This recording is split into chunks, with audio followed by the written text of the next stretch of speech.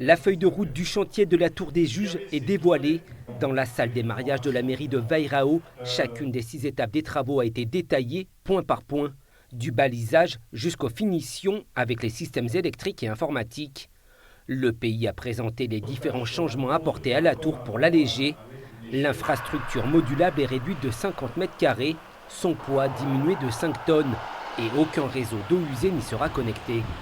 On a démontré ce soir, visuel à l'appui, que cette nouvelle tour révisée grâce aux exigences des associations, elle fait la même surface, le même volume en tout, la même hauteur, le même poids que la tour en bois.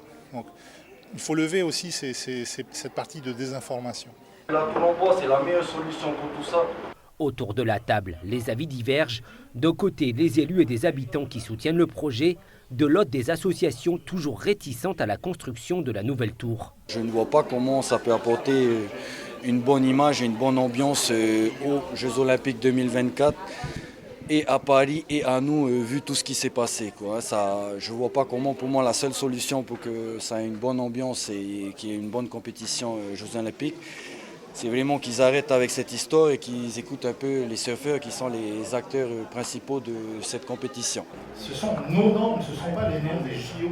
Mais les normes de construction ont évolué, répond le président du pays. Il rappelle que pendant des années, les yeux sont restés fermés sur ces questions de normes et que les compétitions de la WSL sont désormais conditionnées à leur mise à jour. Est-ce qu'on veut continuer à fermer les yeux sur les normes ? 3 bureaux d'études ont émis un avis défavorable sur la tour en bois. On a un plan de départ qui est théorique. Les gens de Phare et Balises, y compris Mathieu Hoffman, qui lui a participé à la construction des anciennes fondations, nous ont dit eux-mêmes qu'entre le plan théorique et la réalisation, il y a un écart. On est sûr à 100% que les piquets n'ont pas tous été tapés à la même profondeur. Contrairement au plan initial, il n'y a pas de ferraillage horizontal. Donc les normes de construction aujourd'hui, notamment en milieu marin, font qu'on ne pourra plus jamais réutiliser ces fondations. Des spécialistes du surf comme Pascal Luciani et Moana David apportent leur connaissance du site pour lancer la première étape des travaux, le balisage du chemin d'accès à la future tour. Nous, on va être là aussi en tant que régulateur, on va être comme les associations aussi, vérifier que tout se passe bien, que les bateaux passent bien dans le cheminement et qu'il n'y ait pas de dégâts comme la dernière fois.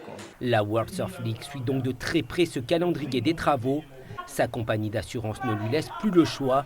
Elle lui faudra une tour homologuée pour l'épreuve test des JO à Teahupo'o le 13 mai l'an prochain.